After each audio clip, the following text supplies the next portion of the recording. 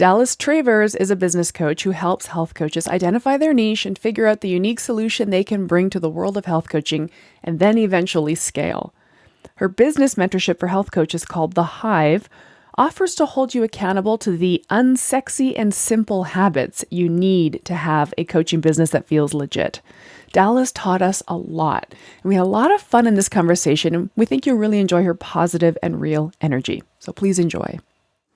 Hi, I'm Erin Power. And I'm Laura Rupsis. We're certified health coaches, and this is Health Coach Radio. This podcast is about the art, science, and business of health coaching.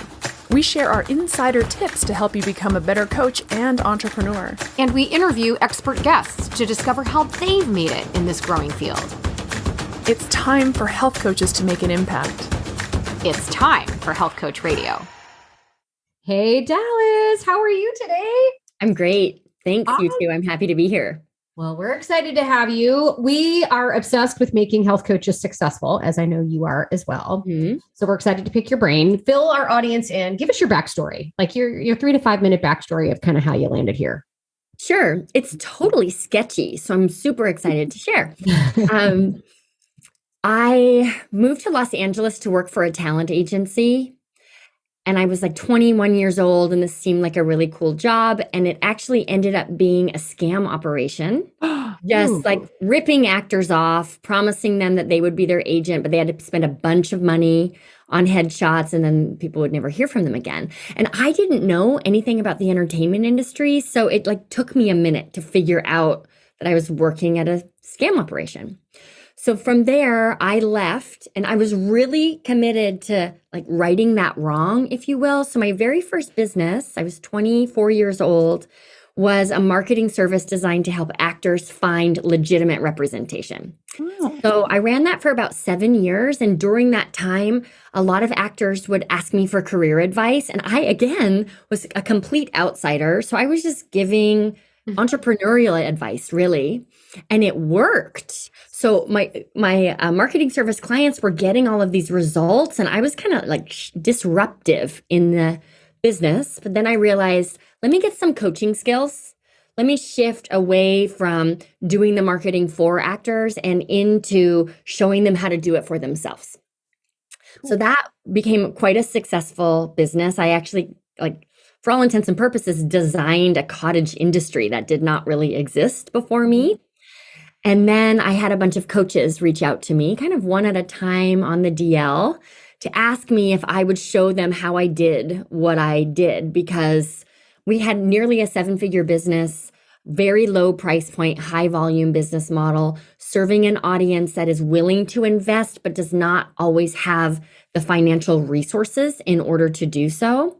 And we did it, right? So I started mentoring other coaches, and then just realized that that was the next phase in my journey. I think there are a lot of business coaches out there who serve coaches who may not actually be coaches, right? Or have a track record to coach around. And we can talk about that if you want to.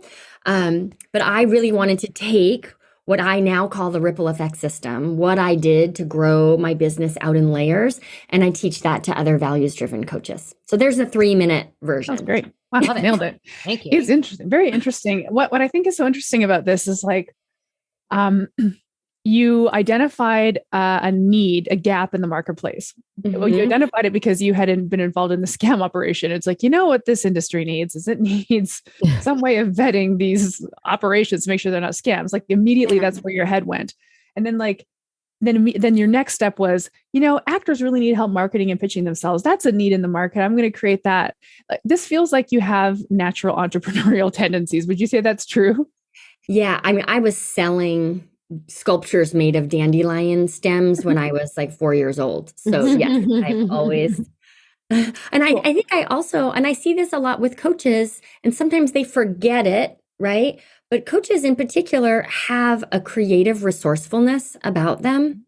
And it's that creative resourcefulness that can often spark a more clarified niche, right? Or spark an offer that really feels authentic to them and meets a need in the marketplace. Right. So what I like about this is we can look at your broad niche, which was the entertainment industry. And so somebody could say, I'm going to get into the entertainment industry. And that's so vague. Mm-hmm. But what you did is you identified these very specific little parts of it that you could double down on. And what I think is really cool about how the genesis of your story is that you were focusing on actors and helping them. And then the coaches were like, hey, I like what she's doing. What's she doing? Yeah. You weren't even talking to coaches. They just saw that what you were doing for actors could work for them. And this is the benefit of doubling down on a niche. People always worry, if I get too focused, I'm not going to be able to reach more people. And it's like, no, if you get really, really focused, all the people are going to be wanting whatever it is that you are the specialist of. Like, this is where this idea of declaring a specialty and staking your flag in the ground, like, I'm the specialist at this, people flock to that. Yep. Yeah. And it's really something that we can preach. I think the three of us all agree on how important this is.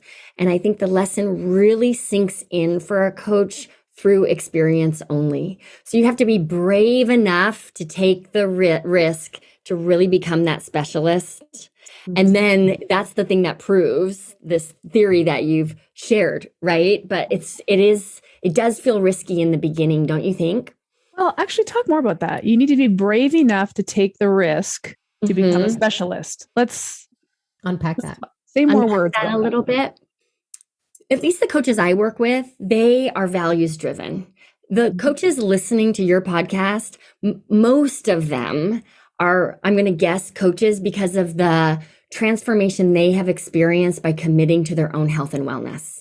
And that transformation has been so impactful that now they want to evangelize, right? They're so committed to helping others. And that mission is so big. How can I do the mission justice by narrowing in on this one specialty? Or sometimes I even think about it as narrowing in on a moment in time. Yeah. Along your client's journey. And when you step back and think about that, it almost feels impossible because the work is that important, right? Your audience's health and happiness is that important, but that is the piece that creates overwhelm, right? So this is where the courage comes in. I know that the work I do as a health coach, I'm pretending I'm one of your listeners, right, can change someone's life. And if someone's life is changed, they have more energy and more confidence, and their genes fit, and they're no longer pre-diabetic, and their perimenopause is under control, and they're it's all the things, right? So of course we want to talk about all the things. So I think it feels very risky to pick a moment in time. It isn't, but the feeling of taking that action, it feels incredibly risky. Yeah, I would agree. Yeah, I think there's so many people entering into this space are still like health coaching. Back when I started, I didn't even know it was a thing. Right. Right. And then I'm like, I'm going to be this thing called a health coach. No one knew what that was. And I think a lot of, broadly speaking, a lot of the health consuming public probably still really doesn't, although they've heard about it now. So it's still kind of squishy. Right. Yeah. Mm-hmm. And so we're going into this marketplace. And I think for many coaches in the back of their mind, they know what it is. They're still just having a hard time articulating even that. And to try to drill down seems more difficult. But at the end of the day, once you drill down, then explaining it's easier because there's less noise around it, So I think you're right. It feels risky. However, it's really less risky at the end of the day. Completely. And a mistake I see a lot of coaches make, in particular health coaches, is they spend a lot of time marketing the concept of coaching. Right. Yeah. Right? I got to get my audience bought into coaching when if you niche down and focus on your specialty, now what you're doing is marketing the results. And people don't care what you call yourself. They don't care how you're going to get them there. What they care about is the result. So that's another argument for really becoming a specialist, because you no longer have to convince folks of the power of coaching. They actually don't care anymore. They care about the power of the work and of the results. Yeah, outcomes. We always say that. We're like, nobody's out there Googling health coach near me. It's just not. But I also think that health coaches get in defense of us, I guess, in defense of all these little fledgling health coaches that are out there so excited to be health coaching. Yeah. We get very influenced by our filter bubbles. We start feeling like we have to prove ourselves to our peers. So we start talking about health. Like, look at me, I understand health. And it's like, you get to talk to the person you want to help, and they don't care. Yeah. They have a specific problem or a specific moment in time. And one thing that I've learned over the years that just kind of came to it organically was like, I literally do one thing. I do one thing with clients. I do one thing for one kind of client, but I have 4 or 5 or 6 different programs that all do that one thing. And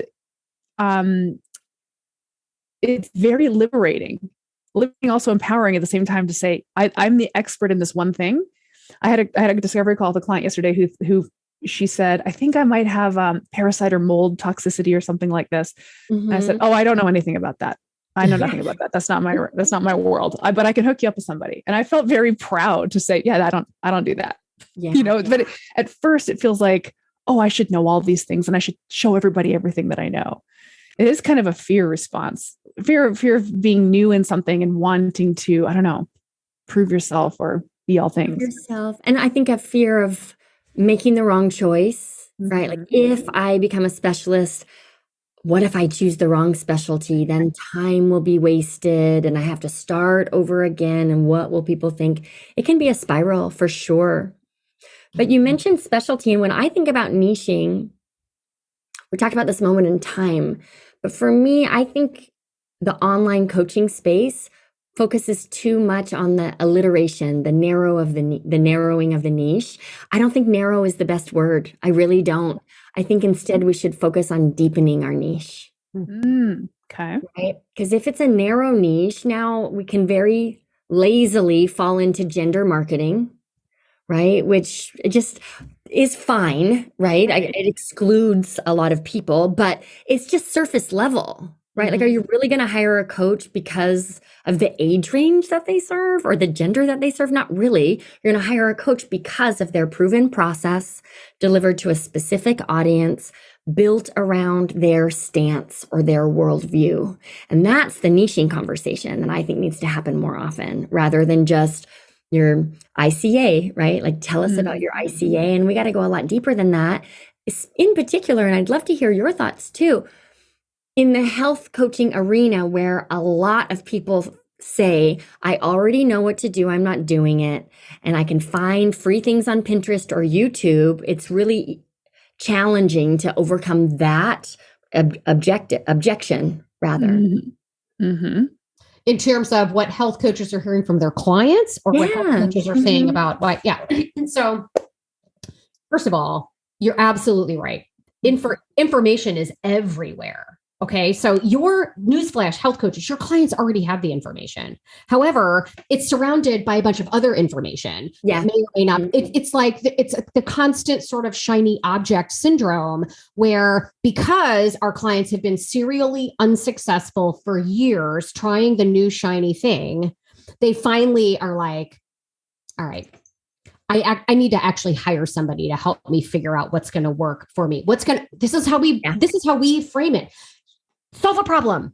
What is the problem? They have been serially unsuccessful trying to address a specific problem, and they're grasping at things because they don't understand. They're grasping at things because they're desperate. They've tried everything else. It hasn't worked. Maybe this will. But that's maybe this will. There's nobody there helping them understand whether that new shiny object's actually relevant or going to work for them. Yeah. That's who hires a coach, I think, are folks that have tried to do it on their own. And they get tired of trying to find all the information on their own because there's so much of it. They need someone to act as that filter where we can filter out the universe of all the potential solutions. We're going to push, it's like being at the beach and trying to find what you're really looking for, the actual rocks or the glass or the shark's tooth or whatever. You're trying to filter through all this stuff that might be pretty and shiny, but isn't relevant to you, and find the 2 or 3 things that might work. And then you work with your coach to be like, okay, which one might be most likely? What am I willing to tackle now? How am I going to feel if this doesn't work? And you have that coaching conversation. Yeah. I keep trying to drive home. Your clients have hired everybody else. You don't need to be them. Right. You need to be a coach, because that's what they haven't done. when I think about it, we all, so Laura kind of articulated this idea of being the coach is the filter that helps filter the information. We're also we're the implementer, or we're the expert at implementation, the change agent. I was thinking as Laura was talking that I feel like we're an advocate in some ways. So when I think about my specialty, it's not just I'm the specialist in it, but I'm an advocate for it. And here's an example that I'll use. The specialty that I play in, which is like metabolism, insulin resistance, like you talked about, there's a drug currently making the rounds that doctors will prescribe that basically just does what I do. It's an injection. If you can get your hands on it, this injection will do what I can also do for you. And it's way easier. It's the magic bullet everyone's been waiting for. It's like, oh, it exists now. You can go get it. And I'm here for it. I'm like, great. I'm an advocate for your metabolic health. If you can get your hands on that, this is how the drug works. This is where you can get it. This is what maybe you should be watching out for. And this is what happens if you have to go off of it. And I can also help you do all this stuff. It's just going to take longer and you're going to have to hook into behavior change. But like at the end of the day, because I'm a specialist in this realm, I advocate for it. And I want people to fully understand everything about it, which is a different way of approaching it. Because I've had coaches say, I can't believe you're like pro this drug. Aren't you going to lose business? It's like, no, I'm just staking my claim in my area of specialty and interest, and the chips will fall where they may.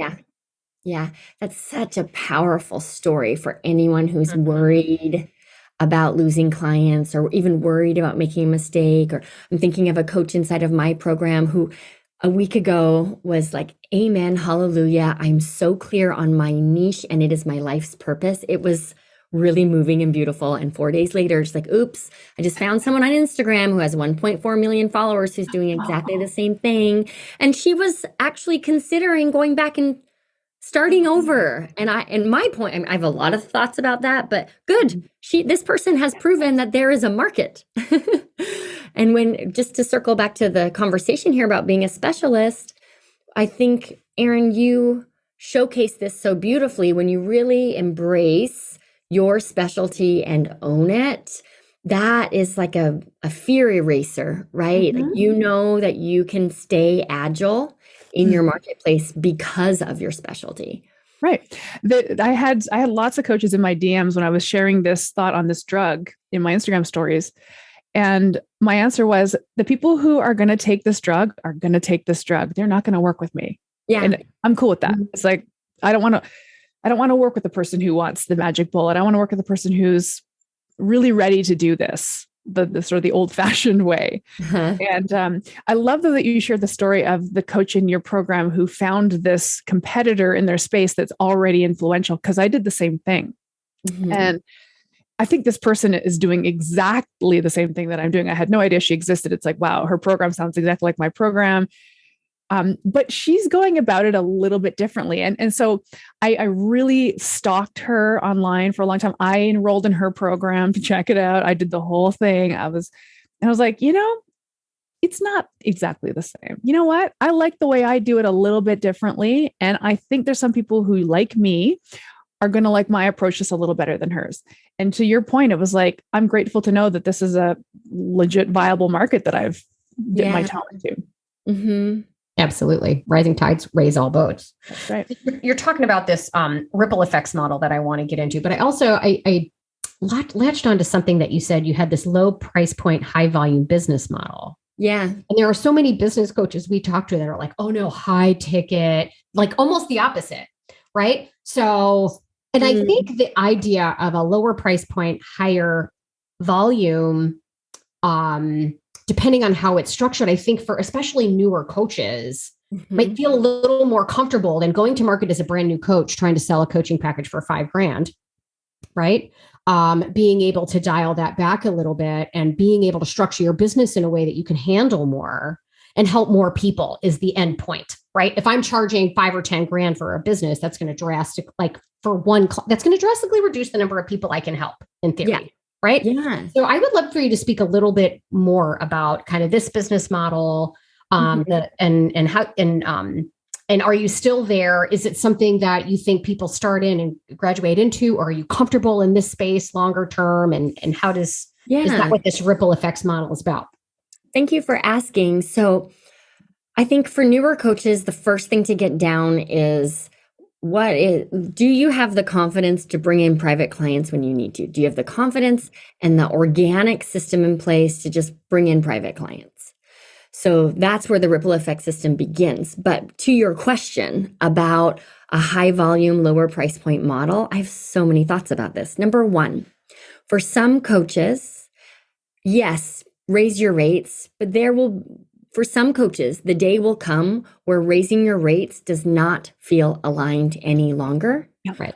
Like, what about price accessibility? So now as coaches, we're just going to perpetuate that the only people who receive this kind of life-changing support are privileged people who probably don't need it as much as others. Like that's problematic. Number two, I often share this metaphor when it comes to pricing. My daughter, she's 8 now, but when she was 2, she loved trying to wear my shoes, high heel shoes. She'd climb into my closet and she'd put them on and take like 2.5 steps and then wobble around, take the shoes off and carry them around the house instead of walking in them because she literally could not walk in them. They were way too big. And I think sometimes coaches, they get advice that you have to have this 6-month program and it's $6,000 or a 12-month mastermind and you're charging people $24,000 or whatever it is. And their feet are not that big yet. So now if I'm trying to enroll you in a program that I don't know, I don't believe is worth what I'm charging, I'm not going to enroll you with confidence. Yeah. So now then this perpetuates this idea of, oh, well, maybe my niche is too narrow, or maybe I need to change my logo or some random solution to the wrong problem. When in fact, we just have to meet ourselves with a little more compassion and price where we're at, knowing that our feet are going to grow. Right. So my daughter is 8 now and she wears a size 3 in kids, and she doesn't want to anymore, but she could get around the house in my shoes. Right.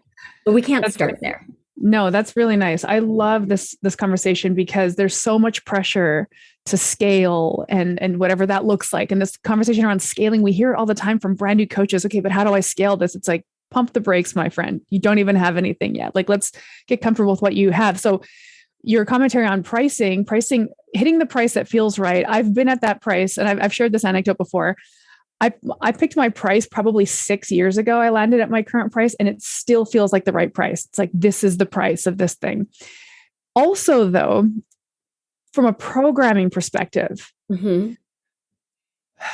I think we have to hit the sweet spot that feels right for us with respect to programming. Because I feel like, for example, I'm often told by my business coaches and every business coach I've ever hosted that, or ever hired, that the one-on-one model, which is my favorite, is you really can't scale it. You're trading time for money, blah, blah, blah. You got to start coaching in group. So I tried it and it felt completely out of integrity for me. It was like, I don't like group coaching. I'll run a group program, that's different, but like group coaching where I'm talking to 50 faces on a Zoom screen, I don't like it. It doesn't feel right for me. I love it for other people. Other people are crushing it with that model, but that model doesn't sit well for me. And it's just so much friction for me to even try to do it that this isn't fun anymore. Yeah, I relate and I really hear you. I really get it. And I think that high volume, low price point does not get the credit it deserves.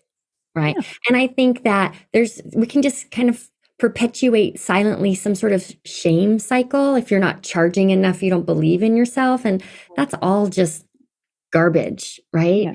Charge where you're at and grow into it. I also think we all need to emphasize, to your point, how are we delivering? And are we delivering? If you're charging $24,000 for a year-long program, are you delivering a $24,000 program to me? Or are we hopping on Zoom, getting the link 2 hours before to some random Q&A where when I ask a question, I can tell you don't know who I am, right? And you have no idea what my business is. Jerisha Hawk talks about this, but there's so much emphasis on overcoming objections and get people enrolled, and not enough emphasis on overcoming objections to get your clients to implement and be successful. Yes. So, and I think pricing is connected to that, because if your price matches your confidence, we know your confidence is going to grow the more coaching you do, and therefore your prices will follow suit. But those things are completely connected. Yeah, 100%. Hey, it's Erin, co-host of Health Coach Radio. I've trained men and women of all different body types and skill levels, and take it from me, women are made for strength. They may just have a different way of getting there than men do. With the Primal Health Coach Institute's Strength Training for Women Specialist certification, you'll be able to address the needs, challenges, questions, and goals most relevant to women. You'll learn how to design a training program, and then you'll develop one. You'll also learn how to co-create individual eating strategies for clients and how to navigate potentially sensitive topics like menopause, reproductive cycles, hormone-related dysfunction, and diet culture. If you want to empower women to become fitter and stronger, then visit primalhealthcoach.com and learn more about our specialization in strength training for women. There's a lot to be said for, first of all, if you're priced right, and you have the right niche and you're solving a problem, the number of objections you're going to have to actually overcome is relatively small. Yeah. Okay. And as you grow and you become more well-known and a greater trusted resource, then you can offer a more robust program for those other people. To your term, the term you used is a private client. That's a term from my finance days, this private client that, and in terms of pricing, it's about sort of, to your point, the depth of that relationship and just how much time and how much of your soul is going into that particular model. It's likely going to cost more, but that doesn't mean that people can't get the same or similar results where in a way that's priced where they can afford to. But at the end of the day, it all comes down to outcomes. And if you've got this lower price point, higher volume model or high volume, low price point model, and people are getting outcomes, over time, you'll be able to offer more. You'll be able to bring in more coaches. You'll be able to kind of grow into some higher price point shoes if you want them. Not everybody does. Yeah, right. Yeah. We were talking about scaling, and this was like last year sometime. I thought, do I even know what scaling actually means? We're talking, that word is thrown around all the time. So I looked it up, and scaling means to grow without feeling hampered. And a lot of bigger programs can be cumbersome. Yeah. Right. And you can feel very hampered by a year-long commitment with a mastermind, and you're 6 months in and don't want to do it anymore. So that there's scaling isn't the solution. It's a path, but it's not the only path. And I don't know that it's somehow the magical solution where now we're all flying to Dubai to go shopping on the weekends because we're rolling in the dough and we have so much free time.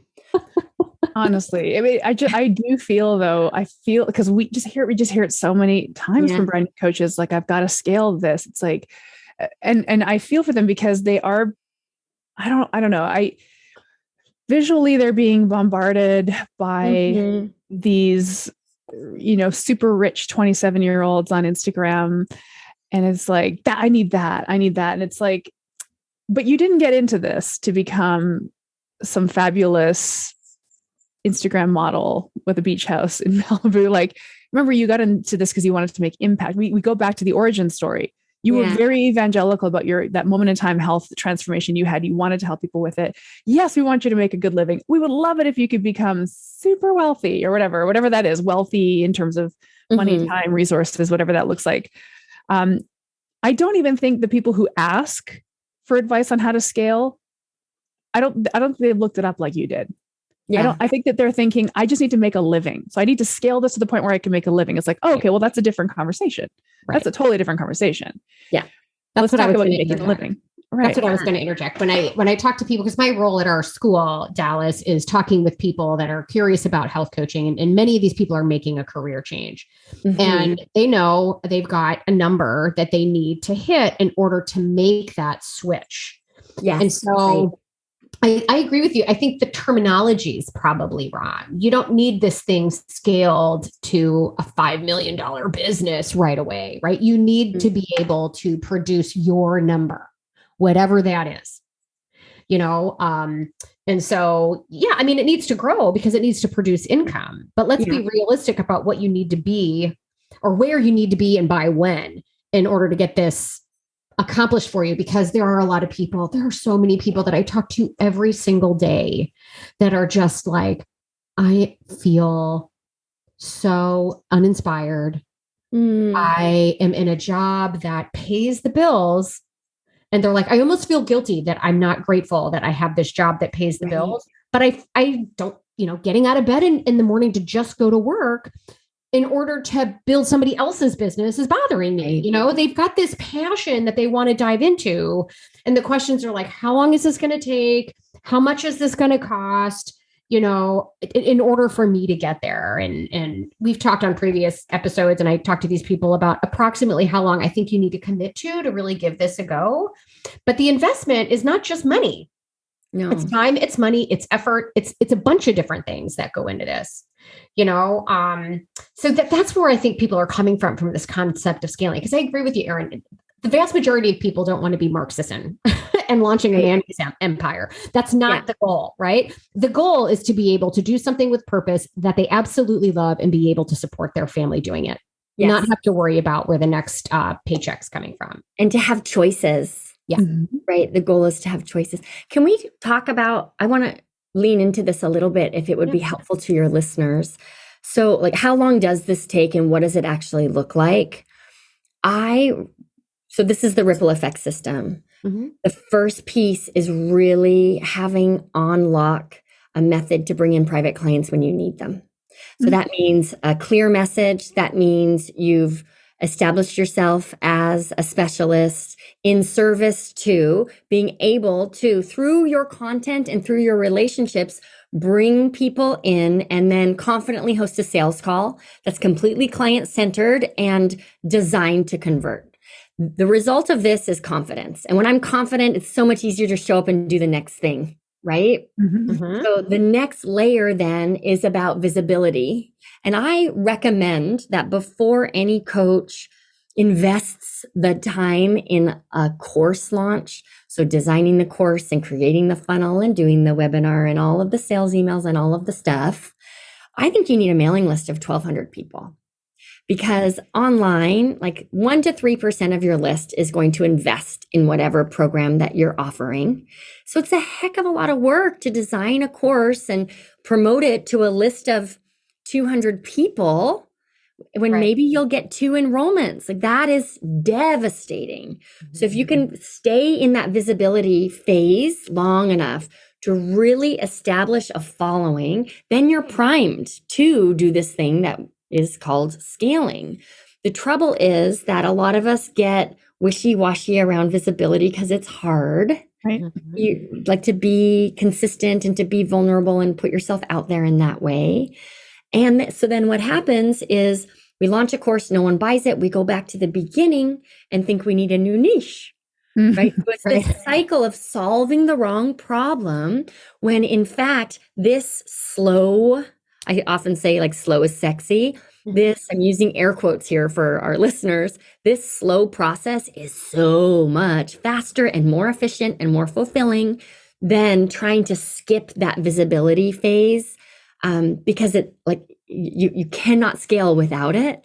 So if you can just start from the beginning and build one layer at a time, a year, I think it's 3 actually, 3 years down the road, you've got a business you're really proud of, or 3 years down the road, you've started your business a dozen times.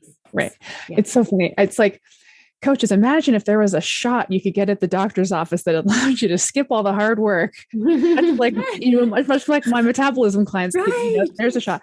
But it's just, to me, it's always wild how business advice, it directly mirrors health advice. Like we would hate it if our clients skipped all the important sex stuff in the middle, that boring. Like I one of my marketing tags is, I'll help you lose 1 dress size in 2 years. It's like 2 years. That's sexy, but it works. Yeah. So when we talk about, I love that you put visibility on the docket, because so like when we teach in our school, when we teach coaches, we have a business curriculum in our course, which is really basic small business stuff, right? Yeah.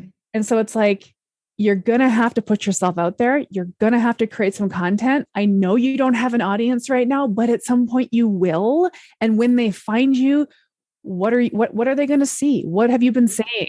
So this is an exercise so when we talk about visibility, a lot of people make the leap. Oh, I need to be an influencer. Is that what you're saying? I need to have like 100,000 followers on Instagram. It's like, no, but you have to be creating a voice so that the clients who do find you can like you and trust you. Right.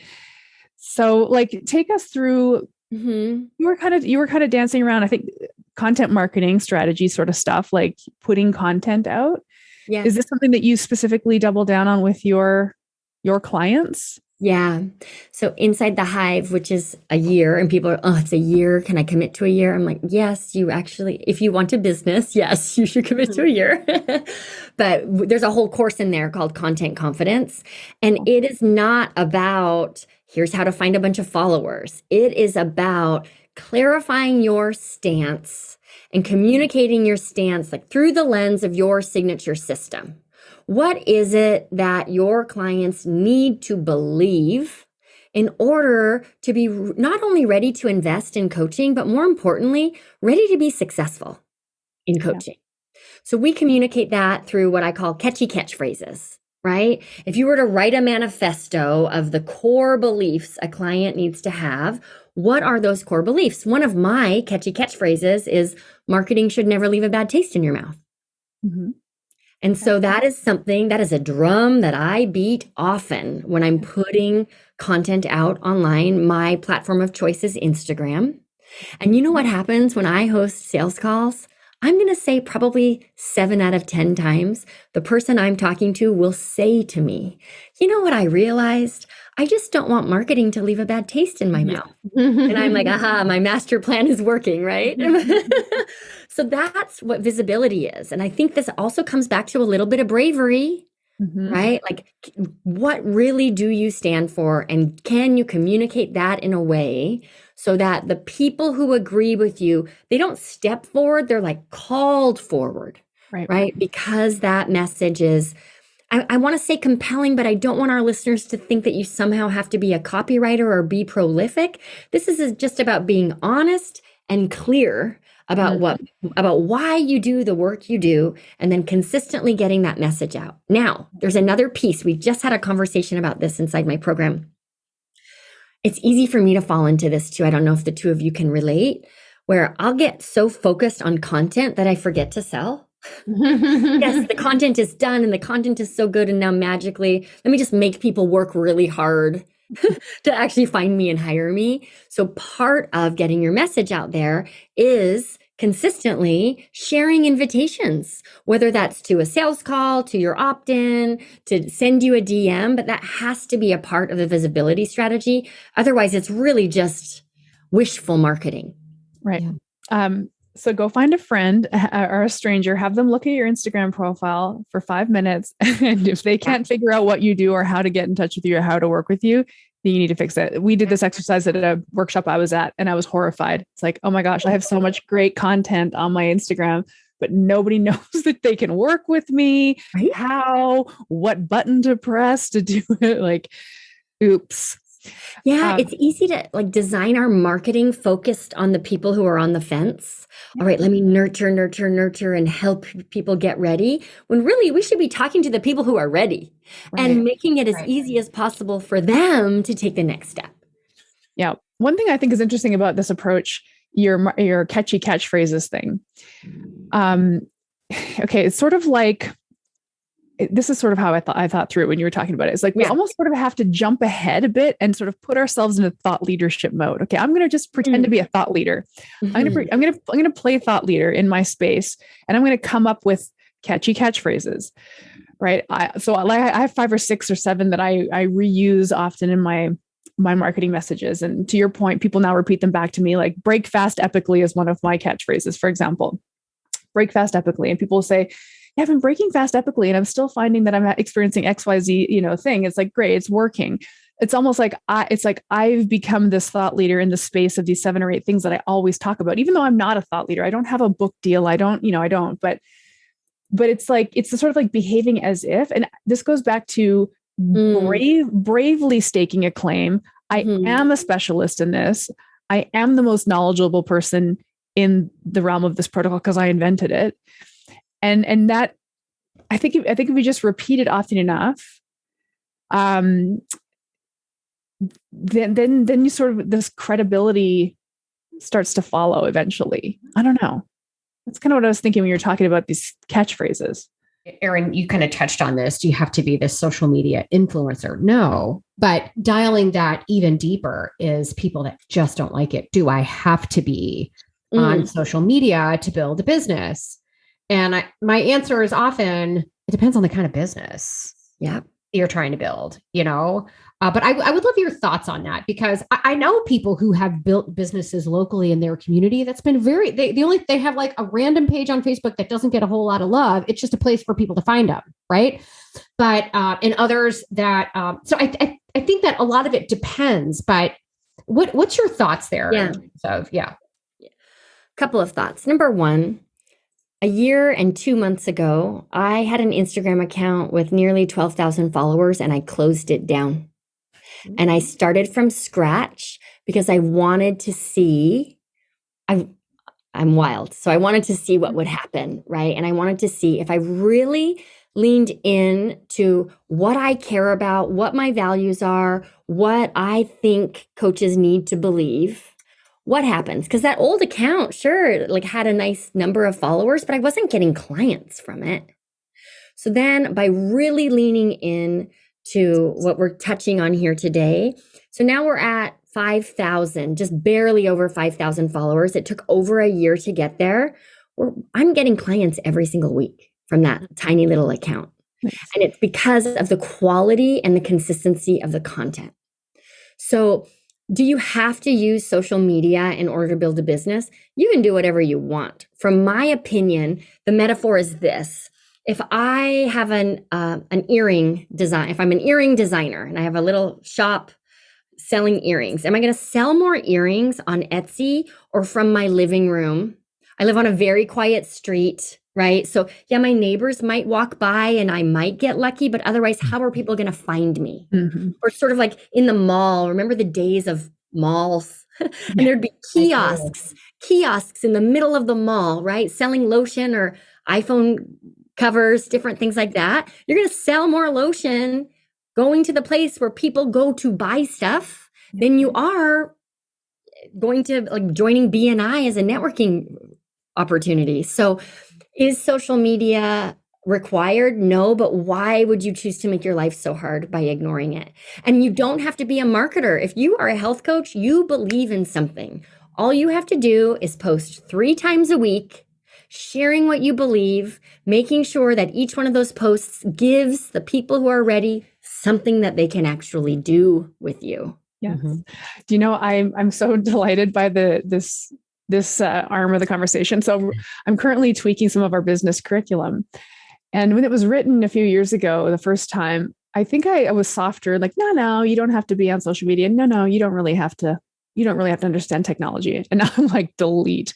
Yes. You do need to be on social media, and you should try to figure out technology because it's 2023. It's time to get okay with technology. I really love the analog model. I think it's beautiful and quaint. And I know lots of coaches are going to stick with it, but globally, yes, you need to be on social media because that's where people are shopping. Yeah. If for no other reason, then you're a coach, so you are committed to growth, getting on social and overcoming your resistance to it. What an opportunity to grow. Yeah. Look, I mean, hey, health coaching is like, we are in a whole new world compared to 10 years ago. If this is not your bag, the good news is there's 10,000 jobs out on Indeed.com somewhere, right? Totally. There is no doubt a local chiropractor. There are, it's going to be a different type of business, or maybe you'll be working for someone else. I'm not saying that you can't be a health coach if you're not on social media. You absolutely can. You're just going to have a really hard time building an online business and pulling people from outside your local community if you're not. Great distinction. Absolutely. It's that, like, do you want to have an online business or not? And if you do, you need to be online. Imagine that. Yes. Cool. So let's dive into how people can work with you. So we're kind of getting to the end of our talk here. And we'd love to just be able to understand how you work with coaches these days. Yeah. So the best place to get started is actually to follow me on Instagram, because you'll find out really quickly whether or not I am someone you want to spend time with just by going to my Instagram. And that's Dallas Travers Biz Mentor. But my signature program is a year-long mentorship program. It's called the Hive, and it's designed to take coaches from, okay, I think I know my niche. I'm kind of confident about how to describe it, and now I'm really ready to make my business real. So we apply the ripple effect system, starting with messaging, then a rinse and repeat process to bring in private clients than you need. Then we move into visibility. And the goal by the end of the year is to, I'm using this word loosely, is to have a scaled offering, whether that's even just a power group, right? Or a larger course or something like that. And the beautiful thing about the Hive is it is not a program of business coaches coaching other business coaches who turn around and then coach other business coaches about how to find coaching clients. The Hive is coaches who coach real people. Wow. Health coaches and SAT coaches and relationship coaches and perimenopause coaches and yoga instructors and all of the rest of it. So, I mean, it's a very tongue-in-cheek little turn that we took there, but it's like, where are the coaches that are still dealing with the consumers? Like, right? It seems like a coach has some success. It's like, I'm going to start coaching coaches now. It's like, well, there's still consumers out there that need our help. And yes, we are 3 coaches who coach coaches. So we are aware of the irony here. But both Erin and I coach people too. Yeah, same. Yeah. So, and we've had years of experience kind of leading up to that. But so do you sort of onboard people once a year into the Hive, or how does that work? I believe that you should join the Hive when you're ready. So we have rolling enrollment. We do cap our enrollment every year because we're very hands-on, and I believe we deliver the gold standard when it comes to client success and customer service. So we limit, like this year, we capped it at 75 people. And so when we hit that number, even if it's April, we're done for the year. But otherwise, it's just rolling enrollment. And the next step, I actually personally meet with everyone before they come into the program. I want to make sure that it's values aligned. And I really want to make sure that the goals that a coach has, the Hive is the place that will help them meet those goals. So we're very discerning about who's in the program, because we want to be able to deliver for folks. Yeah. Just so that I'm clear and our listeners are clear, you kind of walk through the person who goes into the Hive, somebody who already knows their niche. They've kind of already decided what sort of space they're going to occupy, and you're helping them establish their sort of their brand marketing initiatives. Is that where you focus? Yeah. So really helping them own and clarify their message. Definitely. So you may know your niche and you may not see yourself as a specialist yet. Cool. So we start with that clear message and then build a business from that foundation. Right. And if that question sounded completely out of left field, the reason why I asked it is because like I'm working on a business course that's going to help coaches develop their product. Their actual coaching product. I just feel like there's 2 arms to this business development, at least 2, at least 2, if not more. Yeah. But it's, you have to have this niche of specialty. Then you have to make a thing that solves the problem, and then that's the thing that you can then sell, right? So the sort of the messaging and the product development piece, they have to really go hand in hand, because like we said before, you really, your messaging like, hey, I'm a health coach, is not going to resonate with anyone. It's like, I'm a health coach and this is my signature methodology that I take this certain person through. So we're going to help them build their signature methodology. But then there's this whole messaging piece that has to go along with those 2 things have to coexist. You really can't have one without the other. Great point. Yeah. No, I love it. I mean, there's just so much room for all of us here. I know if coaches are on social media, it feels like you can't swing a cat without hitting a health coach, some sort of coach. Swing a cat? I'm a cat lover. I take offense to that. I've never heard that term before, but my grandpa used to use that. You can't swing a cat in here and not hit so-and-so, that was a grandpa term. Sorry, grandpa. But, I know that it feels as though I think it was Erin, we all have our own filter bubble that we're living through. And this is where I think a lot of it comes from too, that people are afraid to launch because there's already somebody out there saying what they wanted to say. Get out there and say it anyway, right? And say it your way. And guess what? There are oodles and oodles and oodles and oodles of doctors out there. They're overwhelmed. There's not anywhere near as many health coaches as there are doctors. And we probably need 2 or 3 times the number of health coaches as doctors, because what health coaches do takes more time, So have confidence and get out there. And, I love programs like yours that give give coaches a structure, some support, feedback that allow you to kind of just stay motivated and get going. And the whole point is, to your point, at the end of the year, you look back and you're like, holy crap, look at this. I have this business. I've got some clients in here. I've got a program that I didn't have before. So I think it's great. Thank you. It's coaching. It's coaching, right? It's like, I think people think if somebody could just do my marketing, my messaging strategy for me, that would be great. It's like, why don't you just learn? Maybe you could learn to do it yourself, and then you'd be empowered to do it forever. And it's so wild. It's just, it's coaching. And we already know the value of coaching because we're coaches. Yeah. So let's close the loop here, become the client and get it figured out. Awesome. So IG is where they can find you. What's the website? DallasTravers.com. Awesome. DallasTravers.com. Awesome. Thank you so much. This was such a fun conversation. It was great to be here. Thank you for the invite. This podcast was brought to you by Primal Health Coach Institute. To learn more about how to become a successful health coach, get in touch with us by visiting primalhealthcoach.com/call. Or if you're already a successful health coach, practitioner, influencer, or thought leader with a thriving business and an interesting story, we'd love to hear from you. Connect with us at hello@primalhealthcoach.com and let us know why we need to interview you for Health Coach Radio. Thanks for listening.